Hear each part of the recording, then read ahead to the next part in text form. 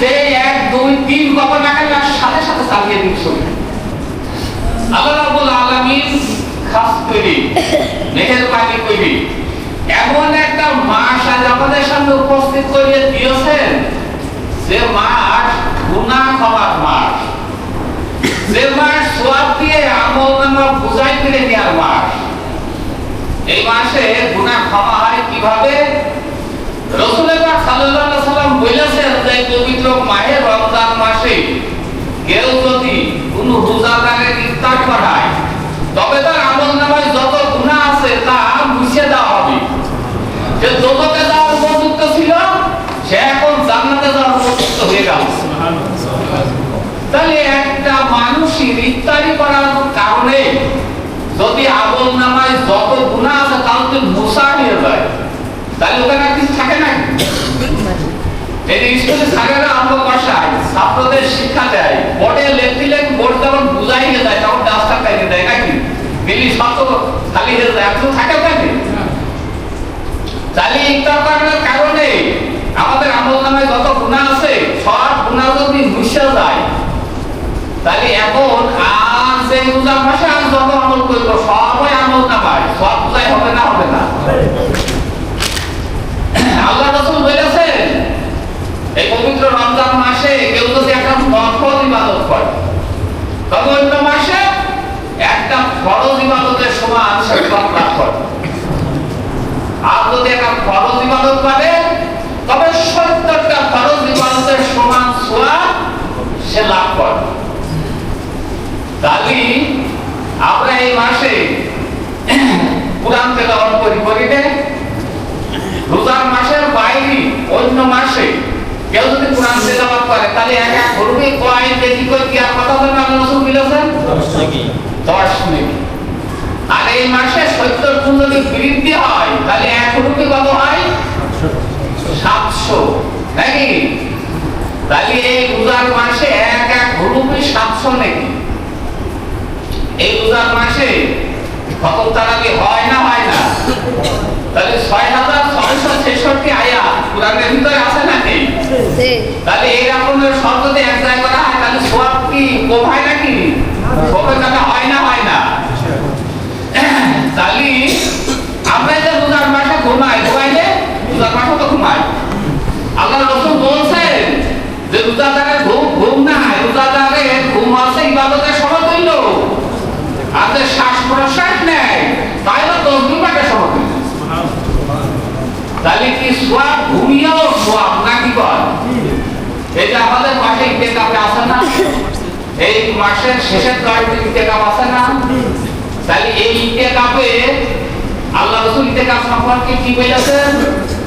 আল্লাহ রাসূল বলেছেন যে ব্যক্তি একদিন আর এক রাত ইতিকাফ করল, ওই ব্যক্তি আর দোজখ এর মাঝখান দিয়ে 3টে খন্ড হয়ে গেল। তাহলে এক এক খন্ডকের আর কত? আসমান জমিন সমান। তাহলে আসমান জমিন সমান যদি একটা খন্ডকের আর হয়, তাহলে 3 খন্ড দূরে ওই ব্যক্তিটা জাহান্নাম চলে গেল নাকি। থাকবে কয়দিন? 10 দিন। তাহলে 3 10 কে 30 আসমান জমিন দূরে চলে যায় দোজখ নাকি কর। তাহলে এই রোজার মাসে কিরম সওয়াব দেখছেন? এই যে সবে কদর, এরপর 21 রাত্রিতে সবে কদর তল্লাশ করা আমরা শুরু করেছি নাকি কর। আবার 27 রাত তো বিশেষ করে মনে করা হয় যে এই রাতটা হয় বেশি সম্ভাবনা দিলে ওই রাতটা আমরা খুব খুশি বাড়িতে ইবাদত করি, ঠিক না? কিন্তু কোন দিন যে হবে তা তো ঠিক নেই। যদি তো ওই বেজোর রাত প্রতিটা রাতই চেষ্টা করতে হবে, তলাশ করতে হবে নাকি না? তাহলে এই মাঠে সব কিছু মিলিয়ে কেমন সওয়াব তা দেখতে পাচ্ছেন। কথা আছে যে এই সওয়াব পাবে কারা? এই সওয়াব কি সবাই পাবে? সবাই পাবে না তো। কথা আছে যে রোজা আল্লাহ ফরজ করেছে, এই ফরজ করার পিছনে আল্লাহর একটা উদ্দেশ্য আছে নাকি বল। সেই উদ্দেশ্য যদি আমার দ্বারা বাস্তবায়ন না হয়, তাহলে ওই সওয়াব পাওয়া হবে। তাহলে সেই উদ্দেশ্য কি?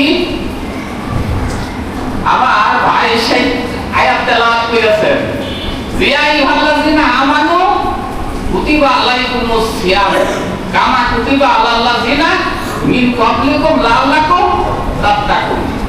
হে ইমানদারেরা, আমি তোমাদের উপরে রমজানের রোজা ফরজ করে দিলাম, যেমন ফরজ করে দিয়েছিলাম তোমাদের পূর্ববর্তীদের উপরে। সম্ভবত তোমরা তাকওয়ার গুণ অর্জন করে মুত্তাকি হবে, তাকওয়ার গুণ অর্জন করবে। তাকওয়া মানে আল্লাহর ভয়, রোজার মাধ্যমে আল্লাহর ভয় সৃষ্টি হবে নাকি? বলা আছে যে রোজার মাধ্যমে সত্যিই যদি আল্লাহর ভয় আমাদের ভিতরে সৃষ্টি হয়, কারো ভয় যদি কারোর অন্তরের ভিতরে ঢোকে, তবে তার হুকুম কি সে অমান্য করতে পারে? এটা আমি একটা দৃষ্টান্ত দেবো আপনাদের সামনে। কথা আছে, এখন ছেলে বিয়ে দিয়েছে, 10,000 টাকা যৌতুকের বিনিময়ে দেবে, 10,000 টাকা বিয়ে দিয়েছে, 2-3 বছর গত হয়ে গিয়েছে। ওই মানে সেই লোকের বিয়ায় কিন্তু ওই ছেলের সেই যৌতুক কিন্তু দিচ্ছে না, বা ছেলে বলছে যে এইবার বউটা তো যাবে, যেদিনকে ঠিক গেছে এইবার গেলে রান্না হবে, যত দিবি টাকাটা।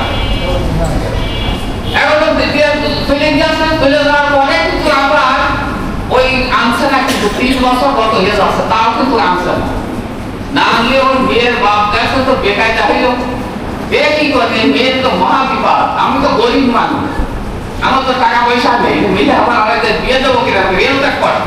তো পূর্ব বাংলা, সেই সময় পূর্ব বাংলার সময়, তো পূর্ব বাংলা কাছে বলছে যে বাবু আমি তো মহা বিপদে পড়ে গেছি, এখন আমার মেয়ে বিয়ে দিয়েছে, যৌতুক দেওয়ার কথা আমি এখন তো দিতে পারছি না, এখন সে তো আমার মেয়ে নেয় না, আমার মেয়ে তো 3 বছর পড়ে গেছে, আমি কি করে পারতেন, আমার একটা পরামর্শ দেন তিনি।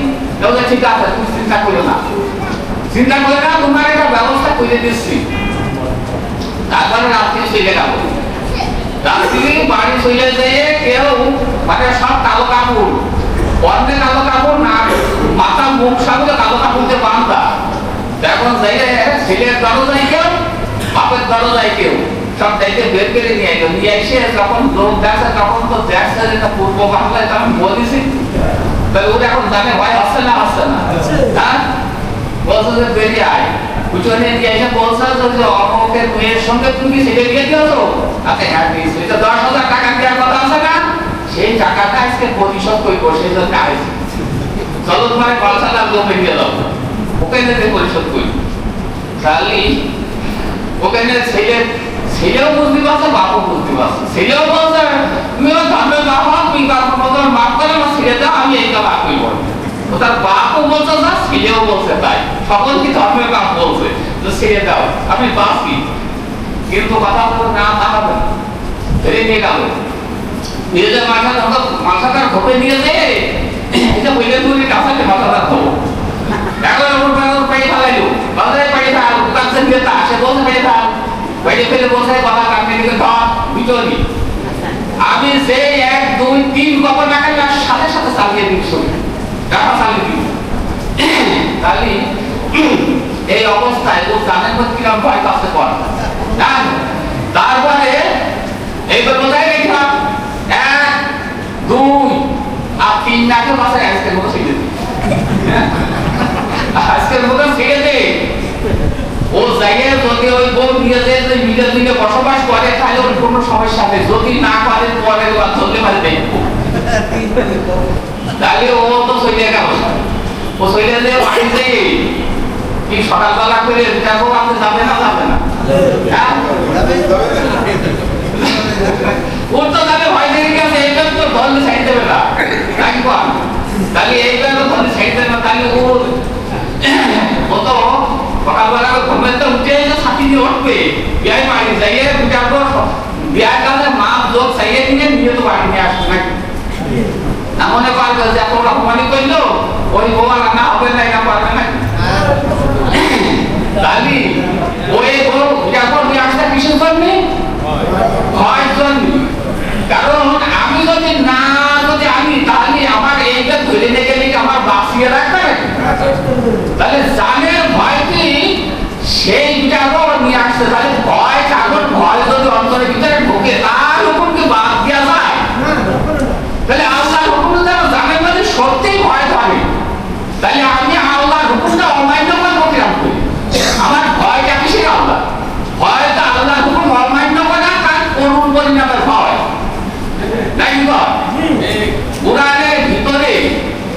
আসলে কি করুণ পরিণামের কথা উল্লেখ করে আছে না করিনি?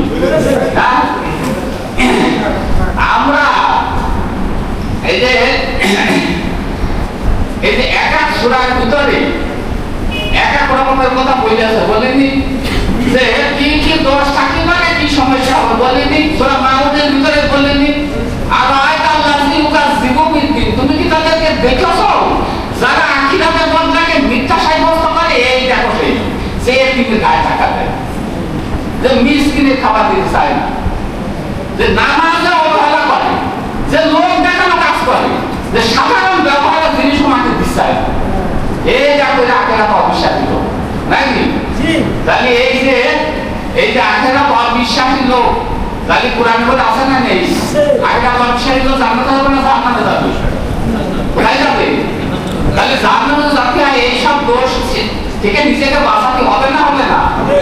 হ্যাঁ, সবসময় আমি যে সূর্য মানে সন্ধ্যার সাথে যে সময় খাইছি আর সূর্য অস্ত যাওয়া পর্যন্ত এই যে আমি না খেয়ে থাকবো, এই না খেয়ে থাকার নাম বুঝা নাই? বিরামই আছে না খেয়ে থাকার নাম বুঝা? সুবহ সাথে শুরু করে সূর্য অস্ত যাওয়া পর্যন্ত না খেয়ে তো থাকবোই, সাথে সাথে যত রকমের অন্যায় যত রকমের পাপের কাজ আছে সবকিছু থেকে ফিরে নিজেকে পাপ মুক্ত করার নামই আছে বুঝা, তাই বল? তাহলে পাপ হয় কি? কোরআনে যত হুকুম আছে দুই রকমের হুকুম আছে, এক রকমের আদেশ আর এক রকমের নিষেধ। আদেশ যদি আমি আদেশ হিসাবে না মানি, আল্লাহ বিলেছেন নামাজ পড়তে হবে, আমি পড়বো না, তাহলে কি কাজ হলো? গুনাহ হবে না? তাহলে আদেশকে আদেশ হিসাবে মানতে হবে, আর তার নিষেধ হিসাবে মানতে হবে। যদি আমরা এরকম মানি তাহলে কি পাপ হবে না? আচ্ছা, তাহলে পাপ হবে না। তাহলে আমাদের যদি পাপ অন্যায় এবং পাপের কাজে ফিরে থাকতে না পারি, তাহলে খানা পিলে বন্ধ করে থাকা আল্লাহ কোনো দরকার নেই। এই কথাই যে আলোচনা করে বলিনি, অন্যায় এবং পাপের কাজে যদি ফিরে থাকতে না পারি তাহলে খানা পিলে বন্ধ করে থাকা আল্লাহ কোনো দরকার নেই। তাহলে আমাদের পরিপূর্ণভাবে কোরআনের আলোকে আমাদের জীবন যদি সাজাতে পারি, কোনো হুকুম যদি অমান্য না করি, যদি কোরআনের সাথে আমি মিলে, তাহলে তো আমি পাপের থেকে ফিরে থাকলাম। তাহলে এরা করে ফিরে যদি না থাকি, কথা হচ্ছে যে হুকুম আমি যখনই অমান্য করবো তখনই তো আমার রোজা ভেঙে যাবে, নাকি? এই রোজা কারো 10টার সময় ভাবি, কারো বেলা ওঠার সময় হবে, কারো তোমার সময় হবে, কারো তোমার বিকেলে ভাবি, কারো বেলা থাকবো নাকি? যে সময় কোরআন বিরোধী মানে অন্যায় যখন সে করে ফেলায়, অন্যায় করার সাথে সাথে মিথ্যা কথা বলে মহাপাপ নাই, ওই বেলা তো আমি মিথ্যা কথা একটা কাজ সঙ্গে বললেন, তাহলে রোজা খান থাকবে না? সবসময় ভালো ছিলেন কিন্তু ওই বেলা তো কি মিথ্যা কথা পেয়েছেন। আপনি যদি হিংসা করেন, তাহলে আপনি যদি বিপদ করেন, তাহলে যে সময় করবেন সেই সময় তো ভাববেন, নাকি? তাহলে সব সময় আমরা যদি কোরআনের আলোকে চলতে পারি তাহলে আমাদের রোজা হবে। আর এই রকমের চলার জন্মিলেও যা খরচ পেয়েছে, কথা আছে যে অন্য মাসের ইবাদতটা এমনি করা আগে এই মাসের ইবাদত করতে হবে না খাইয়ে, হয় জানেন মধ্যে যে কোনো সময় আল্লাহ হুকুমের বিপরীত করবো না, করলে হেঁটে যাবে। এই ভয় নিয়ে সবসময় থাকবো, নাকি? এই ভয় তো ভয়। এই জন্য আমি আপনাদের বলবো, আসেন আমরা কোরআনের আলোকে আমাদের জীবন করি এবং সেইভাবে চলার মাধ্যমে আমরা রোজার যে প্রতিদান আল্লাহ দিচ্ছে তা আমরা যথাযথ লাভ করতে পারি। আল্লাহ আমাদের সেই তৌফিক দান করুক। আল্লাহর কাছে দোয়া করুন। আমার কথা শেষ করছি। ওয়া মা তাওফিক ইল্লা বিল্লাহ। আসসালামু আলাইকুম ওয়া রাহমাতুল্লাহি ওয়া বারাকাতুহু।